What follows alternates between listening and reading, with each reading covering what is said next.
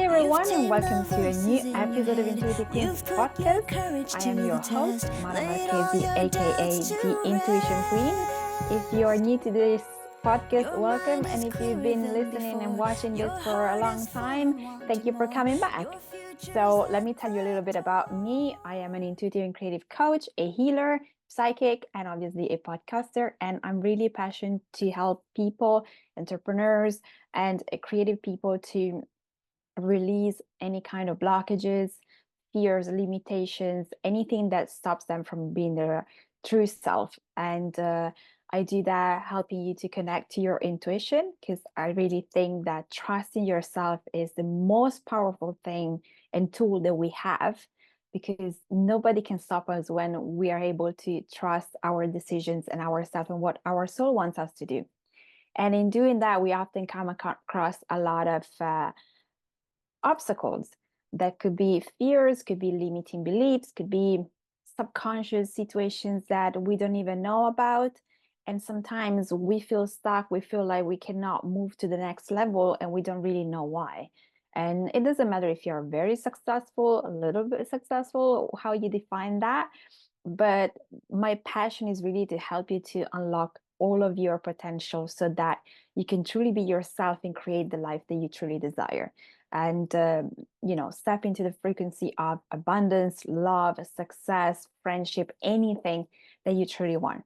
So this podcast is here because I wanted to share as many stories as possible of people that have decided at some point to trust their intuition and really change their life. So you're going to hear all kinds of story, people that have gone through really traumatic experiences in their life, painful ones, some that actually didn't have that much of a challenge, but still they had to come out of the closet, as they say, to show the people that they were a spiritual being and they could actually create a life that was different from the path they had started with.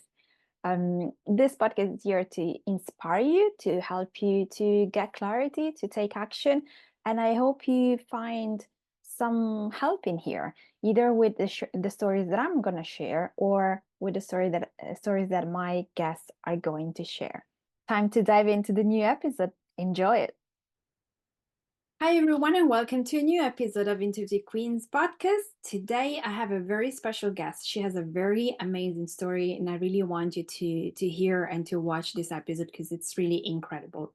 Her name is Parveen Smith. She's a global speaker, and she's also a healer, a coach, a trainer, and an author.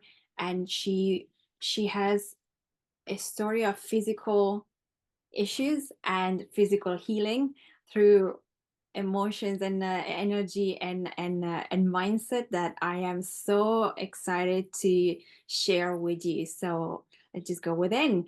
Welcome, Parveen. I'm so excited to have you today. Thank you so much, Mara.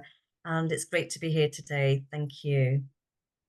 Okay, so when I saw your story, I read your story, I was really, really interested because I do emotional healing, I do energy healing, and I know how powerful our story, we are, and how we can change our life. And you had this crazy, incredible story. So I normally ask you, the first question is normally how connected you were with your intuition. So let's just start from the beginning, because I'm so excited to go into the topic that I was almost going into it. But then I feel like people need to know you from a little bit before, because a lot of us have a story that is not always very flowing with our intuition. We always have resistance and stuff. So I'm curious to know, for you, how was your connection with your intuition when you were younger?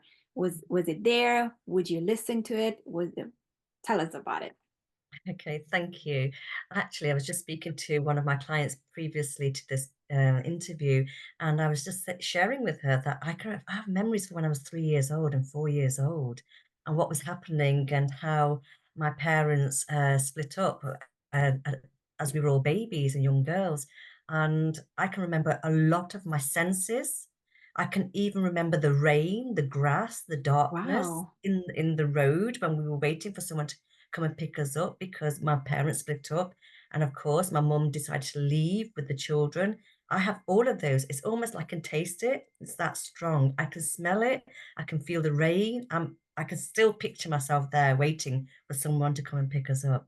Then fast forward a little bit, I can remember, and I have so much strong intuition. I can remember when I was in the nursery there, that there was a father figure, a male standing there, and I knew he was my dad. And he was watching me play, even though he couldn't talk to us. And I just knew he was my father. And he bought us some really big, big toys that nobody could even afford to have in those days. He was very well dressed, but I just always knew he was my father. And then fast forward a little bit, when I used to go to the temples with my mum, I had this very strong knowing and intuition that, and as we came out of the Indian temple, I said to my mum, I believe in Jesus, Mm. not just Wow. the Indian gods. And I was only a young child. And she said, looked at me and she said, well, don't forget your roots, where you come from then, will you? I says, no, no, I never will. But I just had this really strong thing in my heart, sitting in the Indian temple, that Jesus was calling me. Wow. And at that point, have you heard about Jesus? Did you know that it was a god from another religion? No. No, I had never known this, never. So, but there was a picture, I can remember a little bit older now, that my mum had in the landing at the top of the stairs. And there was a gentleman who I perceived as Jesus, and he's holding a lamb, and there's lots of children around him in this picture. And I used to think, that's Jesus. He's holding this beautiful animal, and that's me. I'm at his knee, standing next to his knee. Oh That's my me. God. So that was me as a child, and that picture stayed in our household for decades, and until I think I was probably about even later than probably 18, 19 years old, and that's how I always perceived that was Jesus, and I was one of his children. Oh, that's so fascinating. I think we're gonna have a very long episode here. um, okay, so you grew up with obviously as an Indian woman in an Indian family, and you have a beautiful relation with your gods and goddesses, and I know it's very strong. How did you manage to integrate this within you? Was that something that you kept for yourself, or was that something that you were okay to share because you were welcome in sharing something else? It wasn't necessarily all of your goddess and gods and goddesses. Well, this is interesting because I'm going to touch on another subject matter here because you're talking about Indian gods, goddesses, and the family and how we would be brought up. But ever since I was that young child, at that very, very early stages, and I still do this to this day. I look at my skin color and I wonder why I'm brown.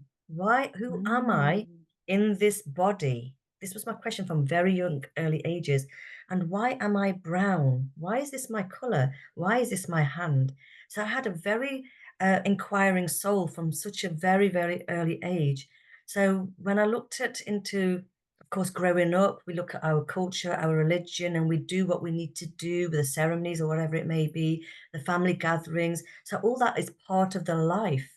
But there was something else that was always inquiring, who am I? And even till recent years, I still inquire, who am I in this body?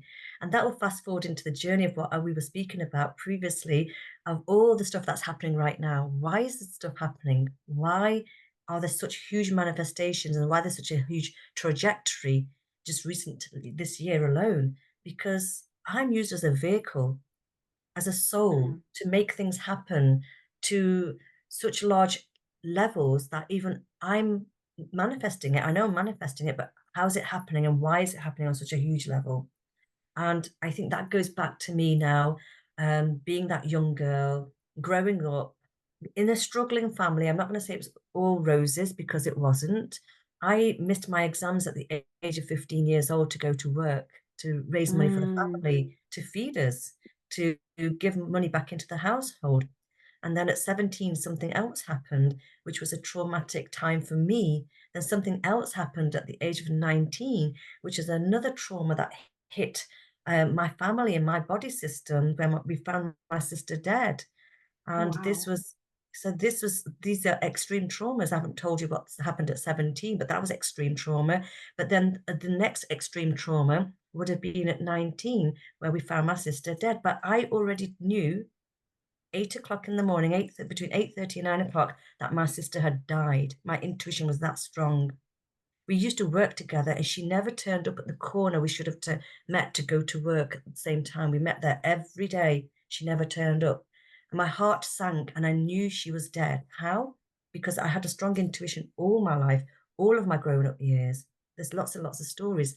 And and this is when I knew, even when my uncle said at 5 o'clock, because I've been ringing everybody to find out, has anybody seen my sister? And nobody had seen her. Nobody could even put her in place to say, this is where she last was.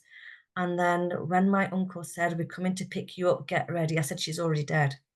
I know where we're going, she's already dead. And when we got to the end of the road and the police were there, the road was cordoned off, a very big long road, and the ambulances were there, I just knew she was dead. And I knew. And that was me at the age of 19 years old. Wow, that's really incredible. Do you feel that's also because there was a bond between the two of you, being sisters?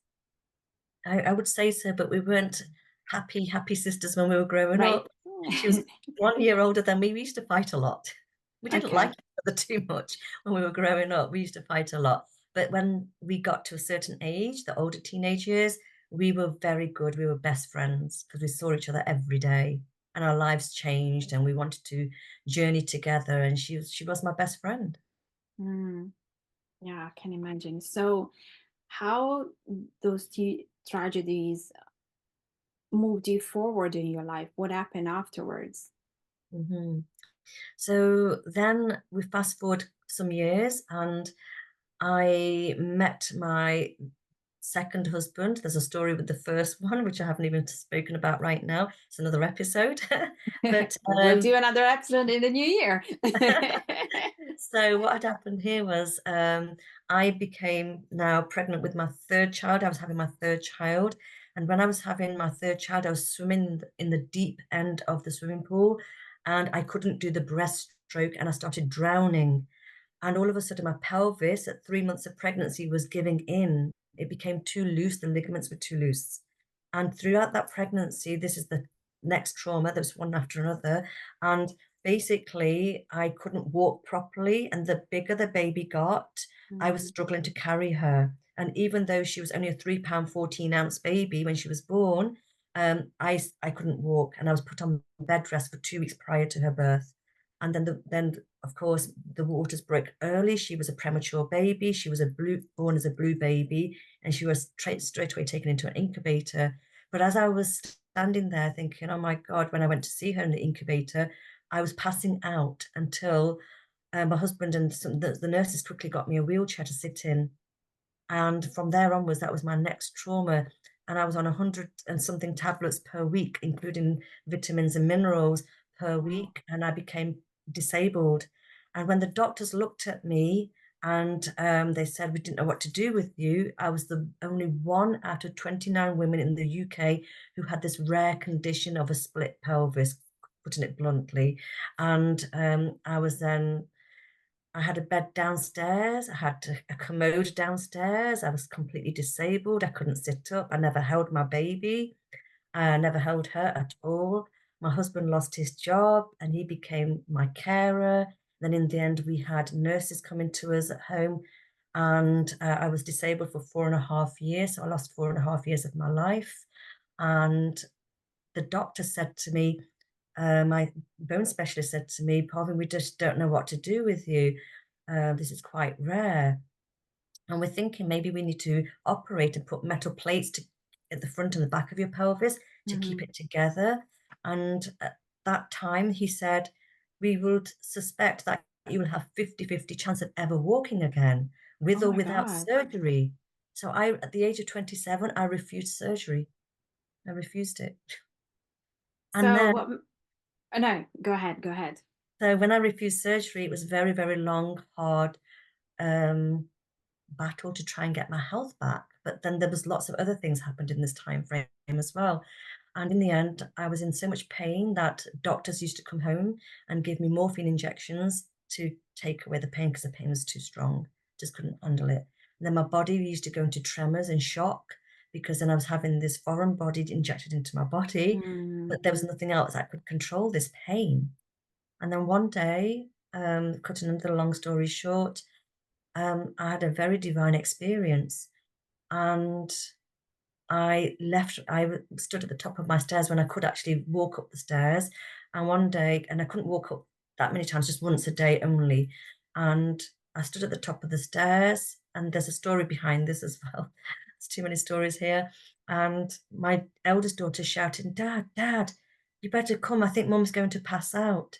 So I passed out into his arms, and I left my body to that extreme pain that I could not cope with. I had no pain. I left my physical body and I was transported. I could feel my soul going through this shaft of light like a vortex of energy. And I could still see the particles. I could see the light.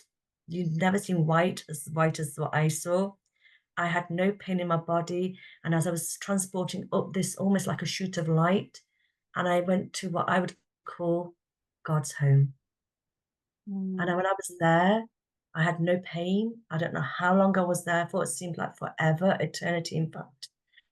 And I know I had conversations with God, and I knew it was in his home, and I knew what I was seeing there.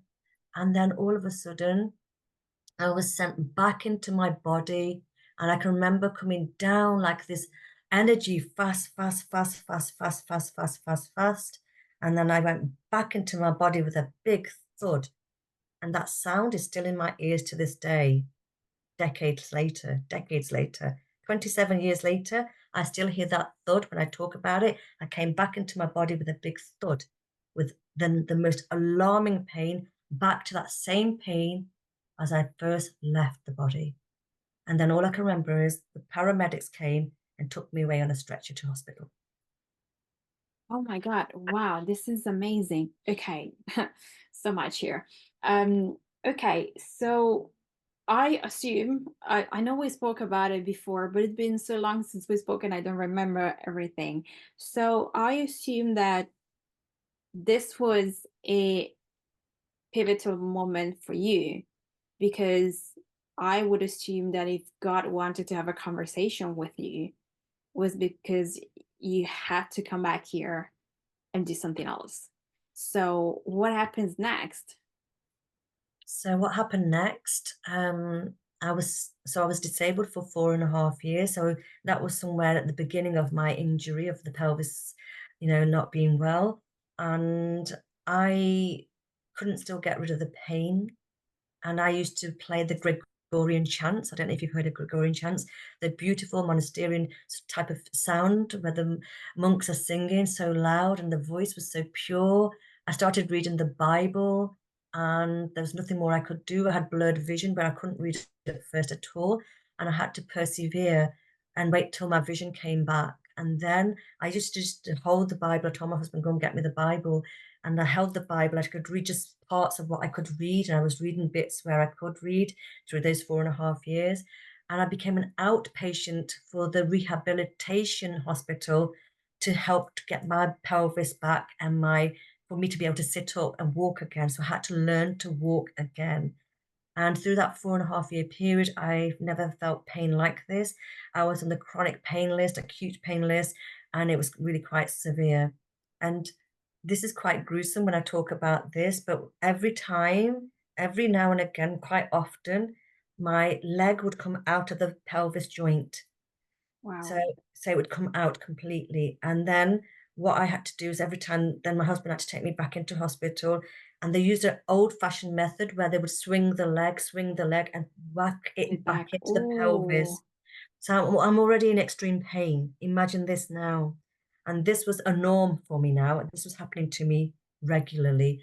And I used to literally scream the hospital down with agony and pain because I knew what they were going to do next. And I was screaming, and I felt sorry for all the people.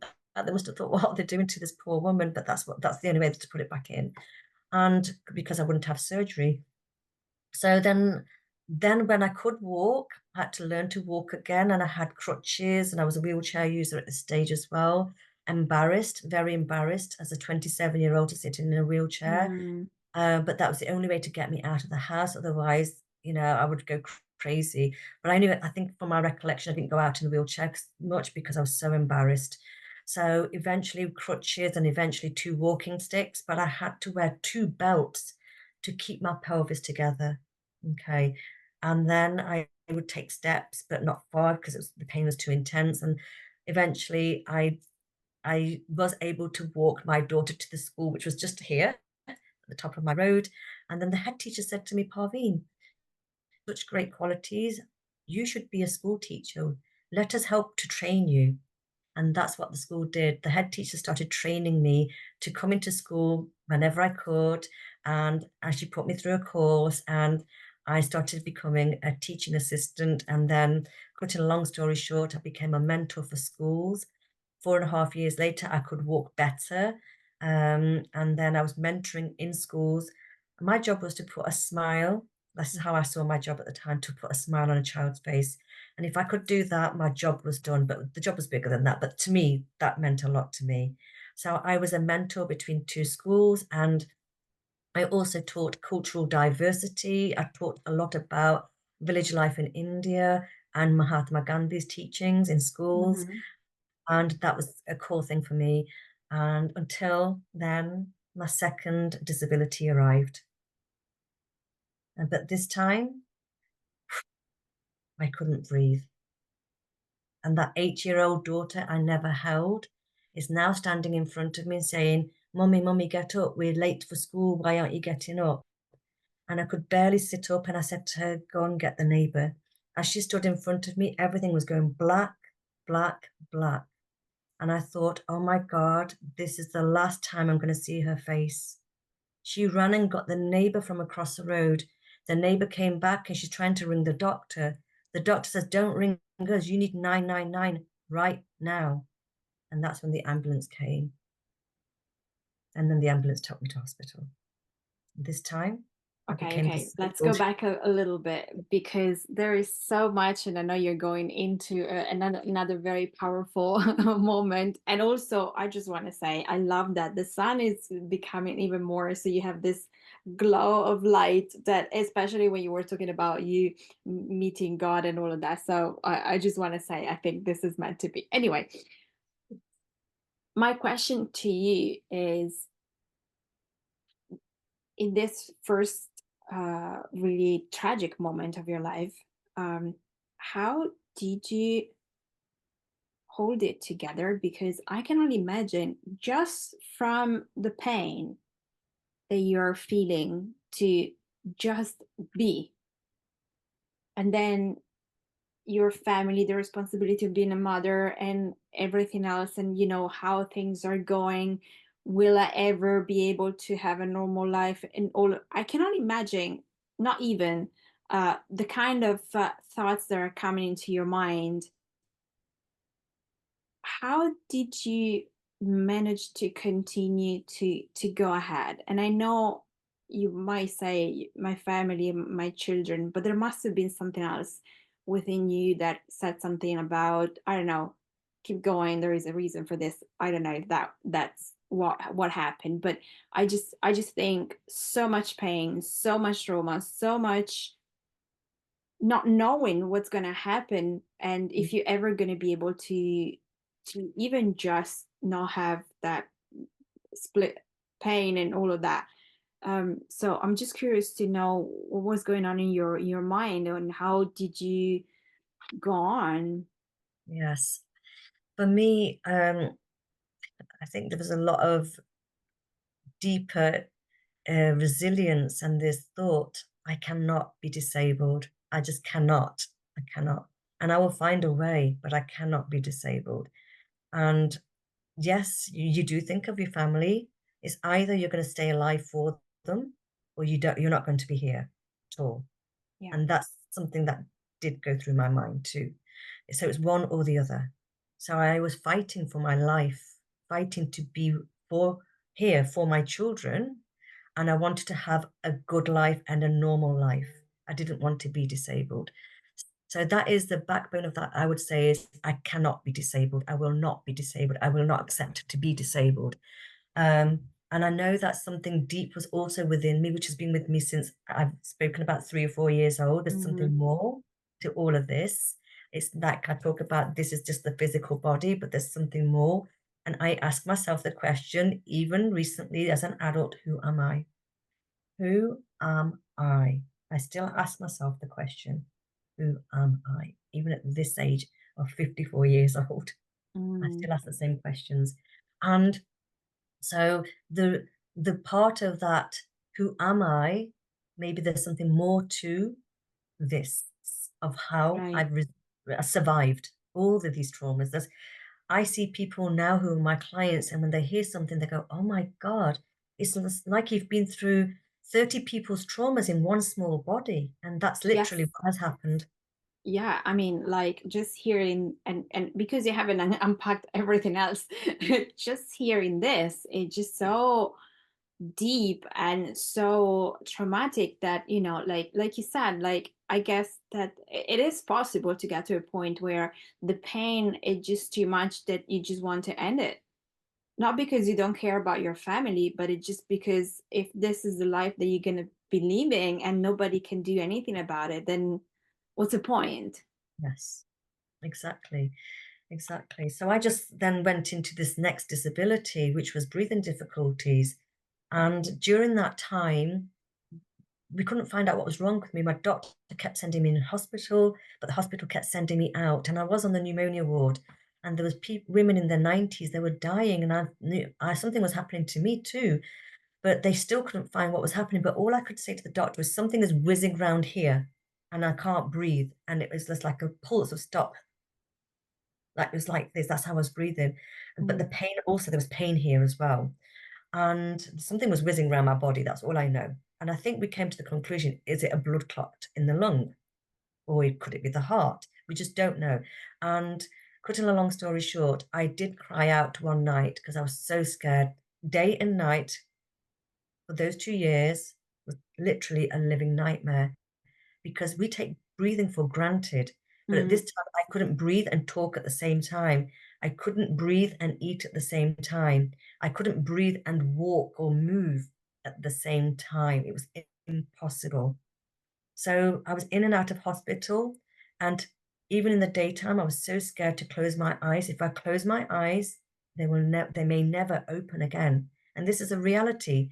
This is not me hyping this up at all. This was a reality. This was me being totally real with my body, what it could not do. And then one night, my husband's fast asleep, and I'm crying. I'm scared. I can't close my eyes. I might not be here tomorrow. So I'm crying out to God, angels, universe, whoever you are up there, please do not let me die. My time is not up. My mission is not complete yet. That's what I cried out. And then these three beings of light appeared right in front of me as I looked at my digital clock in front of me.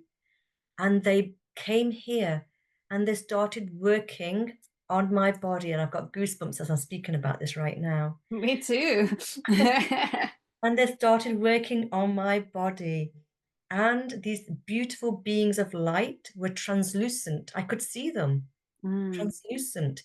And I was paralyzed anyway because I had paralyzation throughout this time frame. I couldn't even speak, and I'm trying to say to my husband, look, and I couldn't move a thing. I couldn't even turn my head. I couldn't even blink. And I just lay there, and they worked on my body, and I could see them working on my chakras, all of the colors of the chakras. And this was an operation that lasted 1 hour. It was just so painful, I cannot tell you. And in my thoughts, I was thinking, I need an anesthetic. I can remember thinking that clearly. And then the hour ended, and I was so exhausted, I fell asleep. The next morning, I said to my husband, did you see what happened? Did you see those beings of light? He said, what are you talking about? Are you crazy? And he was like, yeah. And then he didn't take any notice. But after this time frame, something absolutely amazing happened. This space that I sit in, this is my house. This became a portal of light where we saw angels often in this dwelling. My property is called, my husband named it Angel's Rest. Mm. Wow, that's My really children were powerful. seeing angels. My young daughter, who I never held, who was 8 years old, she used to say, Mummy, the kitchen is full of angels. There's everywhere. There's about 30. And she would be counting them because she could see them. Amazing. So what happened afterwards? Like, were you okay after this happened? So I was disabled for 2 years. Even after that, I had more hope though. I was thinking I was going to wake up with no pain and I'd be okay. I'd be able to breathe and walk and talk and everything else and eat again. But that wasn't the case. But one thing I was very much in knowing, I didn't wasn't too disheartened. I was, but not too, because I had this inner knowing and faith that one day I will recover. I didn't know when, but one day I will recover. And I just dealt with each day as it came. But there's lots of spiritual experiences happening in this house that my children saw, people felt. People were coming to my house whilst I was disabled to hear my angelic stories because they were happening too often and very often. So my house Mm. became an open house so people could hear my angel stories. And then I started seeing, of course, I was seeing a lot anyway, but I was seeing more. And I was giving card readings. That was how many years ago? 20 years ago now. And things like this were progressing, and people wanted to know more. So that's when I wrote my first book called Seeing as Believing, Believing as Seeing, because I thought, all of this is happening to me. And who is going to believe me? I need to share this with the world. So, whilst I was still disabled, within 4 months, I wrote my first book. Off it went to be produced and published, and it came back and it was selling. And then my second book was written. It was 14 years behind, but it's written, Head in Heaven, Feet on Earth. And now my third book is just out. And this is what happened. It's trajectory of things that were escalating, but I was healing, I was healed, and I was healing other people. Wow, this is so fascinating. So I think you said something crucial because you have this magical experiences where your soul leaves your body, you go speak to God, you come back and you're still in the same pain. You have your angels working on you and you wake up and you're still in the same pain. And it really is about patience and trusting. Faith and trust. But how difficult that can be in such a state, because I think that like when we think about manifesting and healing and source and whoever is up there helping us and looking down, we might have this perception that things will shift quickly. But really, everything is saying is that okay, yes, we're here, but you still have to do your job. You still have to do your work. Now we are here to show you that you're not alone. You can do it, but you still have to go through whatever it is that you need to go through. And for you was those illnesses that were really, really debilitating. So what happened how did you heal from that? Uh, because if like I can only imagine the trauma that your body is experiencing from everything that has been going on in your life and how everything is stored in your body and how difficult can be to find a way out. So how did you find a way out from the physical pain especially? Mhm. So during that 2 year period, I was seeing angels a lot. And there was lots of things that were happening. Lots of ascended masters were appearing almost like in physical form, almost like I was sitting there and I was talking to Saint Germain one day, very, very clearly. And we had this conversation, and Jesus appears in my house. And not only have I seen Jesus in my house now, my son, who's a teenager, yeah, he's going to high school, and he's seen Jesus in my house with his Mm. bare eyes.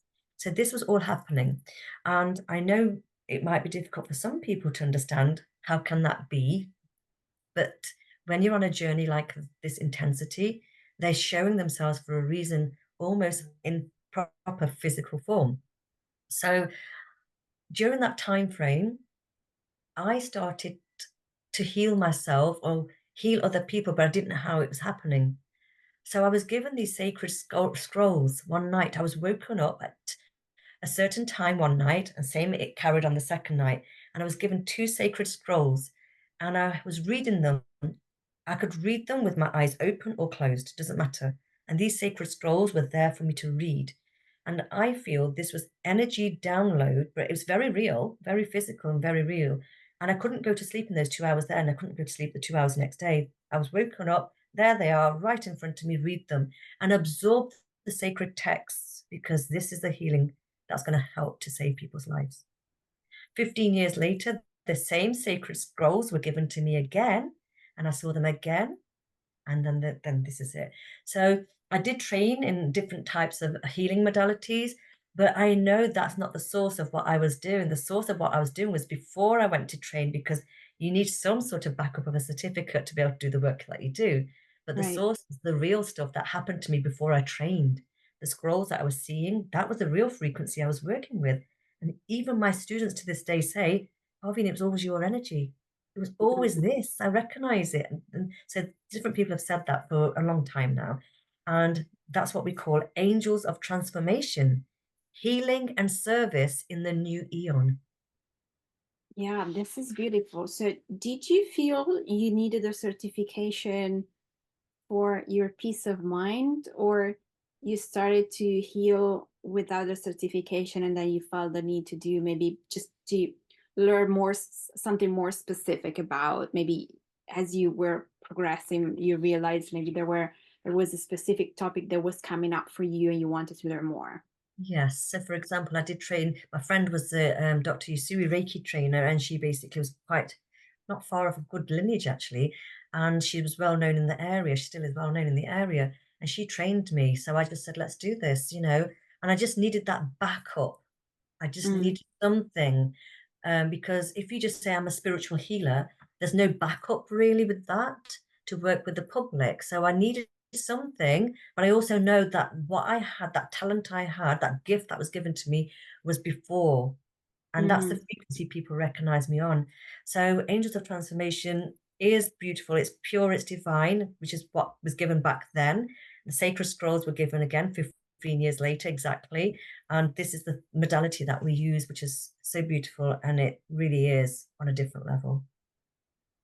Okay, so tell us about them. So, if someone comes to you because they want to work with you, how do you use those modalities? What exactly do you do? Mhm. So the level one, so there's 4 levels in this. So level one is for healing yourself. It's a gift to give back to yourself. And this gift, once you've got it for the rest of your life, like many other modalities. And you can practice on yourself every single day for whichever time frame you want to, once you're trained in it. And we have 20 archangels within this level one who are there to support your journey, your health, your emotional, mental, physical, spiritual selves, soul selves. And and within that, within the techniques that you've taught over 2 days, you just follow the blueprint that's been given to you. And you do not omit anything, you do not add anything, you just follow it through.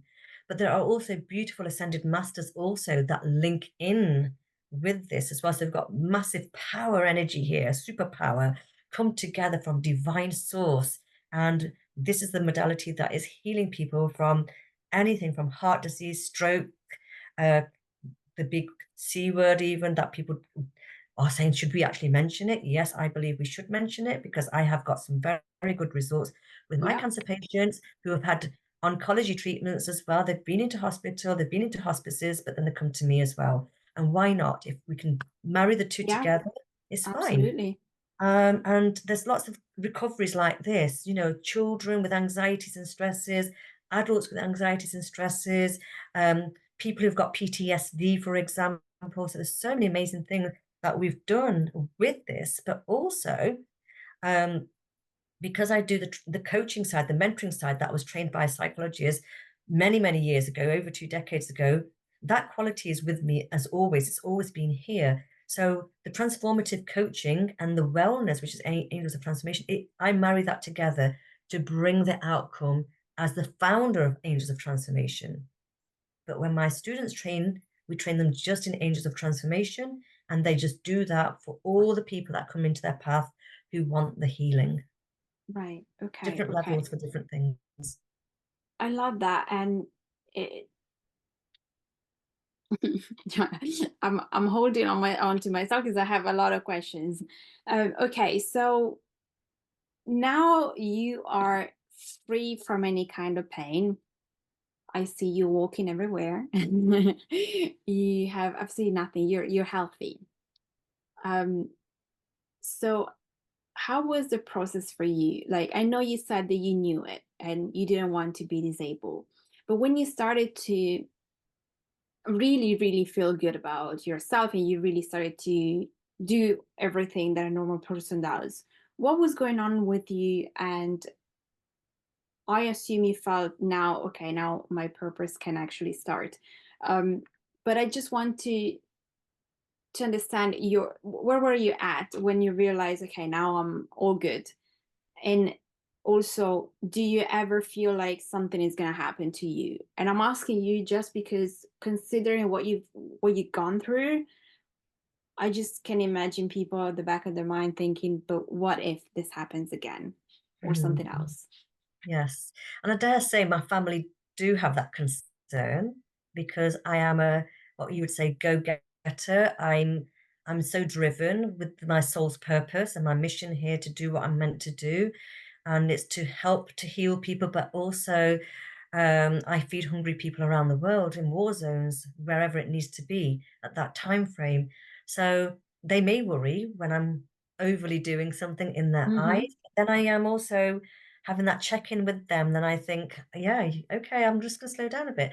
But I have a very good family, business, work life, I would say, because um, my family mean a lot to me. My grandchildren mean a lot to me. I've got 3 grandchildren. And with that also, I know I have to do my mission and purpose, which I'm doing, but I do need to, and I do spend time with them, with my Mm-hmm. family. I meet people when I need to meet people. I go out for dinner when whoever's birthday or meal, whatever is planned. I cook at home every day. I love my own cooking. So I always cook clean and fresh, from basics. And so I feel as if I've got quite a nice, healthy balance. But when I am a going, then my family say, just slow down a bit. You don't want to have burnout. Okay, yeah. Right. I'm having the weekend off now. um, Okay. so that can be there, but I have this modality which keeps me absolutely energized, focused, clarity, healed on every level. My chakras are great. I can feel when something might be off, and I just go back to remembering what I must be doing, which I do every day. So to answer your question, I feel I'm in a safe, sound place. I feel absolutely protected. And even if a challenge comes along, like there was one just the other day, people said to me, I don't know how you dealt with that. The grace and the calmness and the peace and the contentment. How did you do that in front of 70 people? I can deal with it because I have absolute 100% back of spirituality and the angels, the masters, and the universe. The universe totally has my back. I love that. And I also think that once you've gone through such a deep challenges, like you went through everything else has a different meaning and Yes. has a different vibration. Like, yes, it might be a challenge, but nothing to go crazy about, nothing that you can't resolve in, a few minutes. Yes. And when something happens in the household, if something breaks, for example, if my husband drops something or the grandchildren have done something, I said, it's not the end of the world. It's Yeah. simple to me as that's like a tiny grain of sand in the Sahara Desert. That's not what are you complaining about? So what? So what? Yeah. It's nothing, literally. Yeah. Okay, so tell us about this book. You're going around talking about your new book. It just came out a month ago or something. Yeah. Mm-hmm. So what's the name of the book? What is this book about? So I have it here. So it came out on Amazon in the ebook, and it's also in physical form, but we haven't done a proper launch yet. The launch Okay. is coming up on the Thursday, the 19th of September, and my local football club are hosting the whole event. They're my sponsors, and I'm so privileged and I'm so grateful for what they're going to be doing. So this book has already reached #1 bestseller on Amazon. Number one as a new, Congratulations. number 1 as a new seller. #1 in psychology, #1 in inspirational prayer, #3 in health and spirituality. It was. And of course, so many books are loaded on Amazon every single day. And we were so privileged to actually be in these ratings. And we just so, so happy. So it's called The Transformative Path, 7 Steps to Personal Growth and Empowerment. And within this book, it takes you through a journey of looking at different aspects of anxiety, stress, depression, what our body goes through, types of personality in people, and looking at the soul and the mind. And I've simplified it to very simple language. All of my books are very simple, by the way. I don't go into too much spiritual jargon because it can confuse people. And it's very, very simple. And the people that have already read it as the pre-readers, one lady said, every time I've held your book, I felt something shift in me. She's felt she can sleep better just by holding the book and just Oh, reading the wow. pages. And then she wrote some barriers that were blockages. I think some barriers and blockages that were in the body. She's actually broken down some brick walls. And she's only read it in 2 days. And I could see what she might be saying. It talks about the soul and the mind. It talks about change and adaptability. And it looks at what more do you want? Mm. It's a simple, easy book, but the tools in this book, it's a workbook. You have to work through it. Oh, that's amazing. So would there be something, a tool or something that it's in the book that you would like to share with us today? Okay. So probably I will take you, since we're going on a quite a deep soul type of a conversation here today. Okay. So the soul can be joyful, humble, loving, or struggling. It is imperative that we go deeper because you are here to read about the transformative path to make a difference. Isn't that right? Question mark. We have covered aspects of transformation, anxiety, stress, depression, empathic and non-empathic people, to show you how to further transform yourself and let go of some suffering you may be experiencing. So what is the suffering of the soul? So there's a little paragraph on that. Journey of the soul, a paragraph of that. The mind, the paragraphs of that. But there are tools in each chapter and thought-provoking questions maybe. There are 7 soul and mind thoughts here that you can participate in. Number 1, how do you perceive your soul? It's a big question and you need to work through this. Number 2, how do you see your soul, joyous or struggling? And don't forget, we're all on a different journey. Everybody's journeying through different spaces. Number 3, are you ready to go deeper to explore more about you? Number 4, are you achieving your soul's desire? Number 5, does your mind run away with thoughts? Number 6, would you like to have more peace of mind? And number 7, now take 3 minutes, close your eyes, and gently breathe. And in that time and space, we've evoked something within us. Something's going to come up, and you just need time to find that answer. In those 3 minutes, you may get some intuition arising to answer maybe 1 or 2 of those thoughts or questions.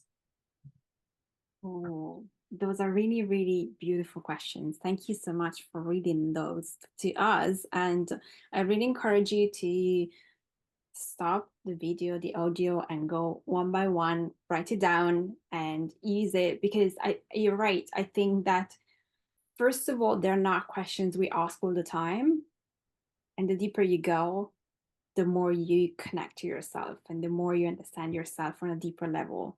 Because as you said, we're here for a purpose, and some of us know which one it is, some of us are not sure, but there is something that we're here to accomplish, and it's always to help ourselves and other people.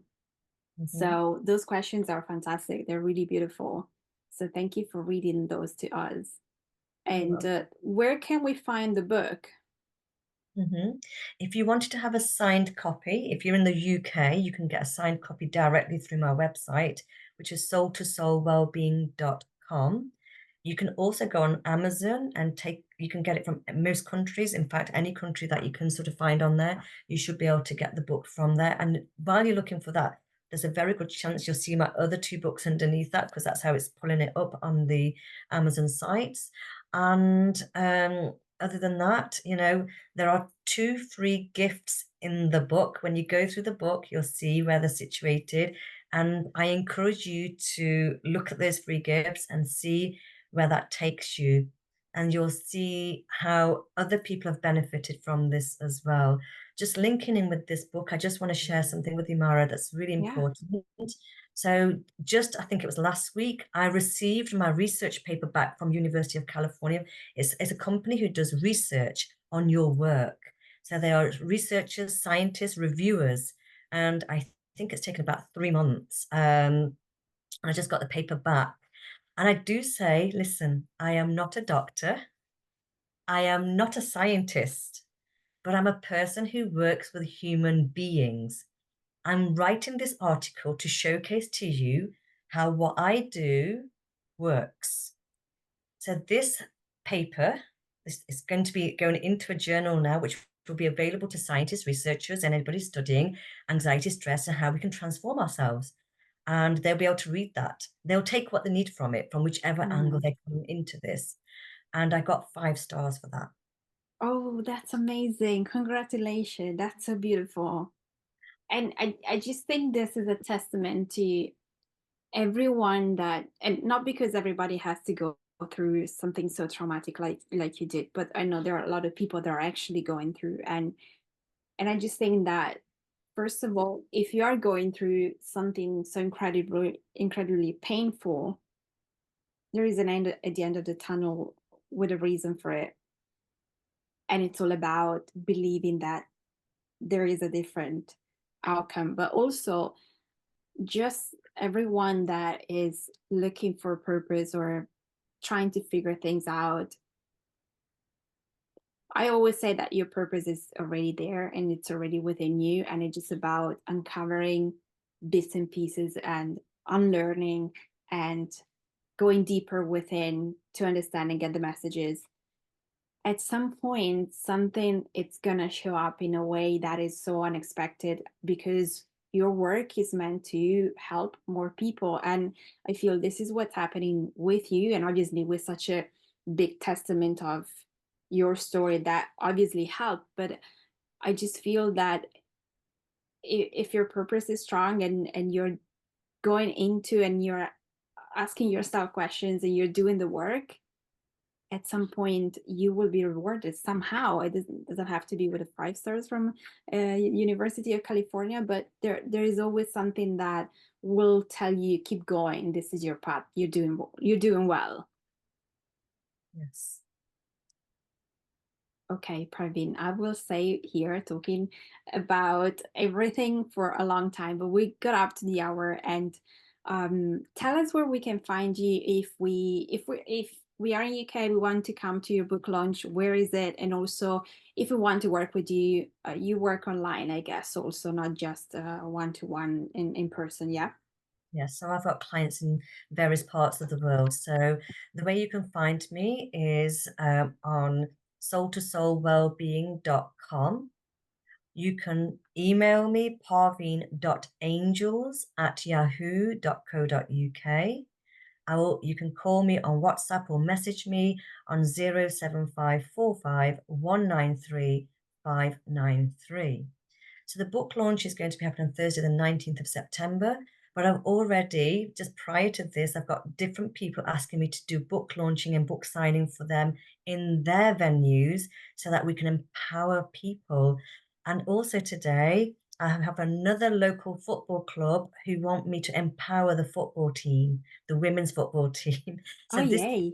Yay, this is amazing. So this is how this is, the universe is using me as a vehicle to get this through to people. And of course, like any healer or therapist or practitioner out there, you'll be used in the ways that is right for your journey. And I think this is just find the way this is happening. And I'm available for global speaking. I'm available for workshops, or if anybody wants to learn Angels of Transformation, it's usually a 2-day, um, beautiful, divine, like a retreat type course, and you just bring yourself to me or call me to where you are. And usually that's in person, but we have done them on Zoom as well. And all the sessions for healing, all done on Zoom and in person. Amazing. And I'm based in Amazing. Cheshire, by Amazing. the way. Okay. All right. I can come and see you. Right. Okay, last question, and then I'll let you go. What is something that you would like to share with my audience that you feel can be empowering? Um, Yeah. My biggest thing that I can share with everybody is there is no tomorrow. The time is right now. Don't wait till tomorrow. The time is now. That's it. yes, I agree with that. Perfect.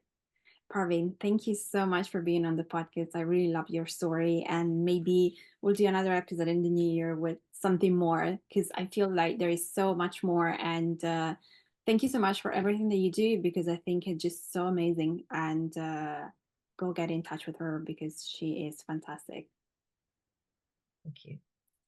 I hope you love this episode as much as I do. And if you want to get in touch with my guests, every detail is in the show notes. Please go check all the links and follow my guests. And feel free to leave any comments. And if you want to work with me, you can just go to my website, theintuitionqueen.com. You can find all kinds of sessions from human design, soul alchemy, card reading, and normal coaching. If you want to follow me on Instagram, just go to the intuition queen or the_intuition_queen. You can find me in both ways. And if you love this episode, if you like this episode or any other episode of this podcast, I would really appreciate it if you could leave a review on iTunes. This will really help me to grow the podcast and get more amazing people and just spread the message everywhere. This podcast is also on my YouTube channel, so feel free to watch this on YouTube. All the links are below. You just find me as the Intuition Queen. So feel free to leave your comments. You can leave comments below if you resonated with this podcast, with this episode. And well, thank you for listening and thank you for watching. Bye. No hesitation.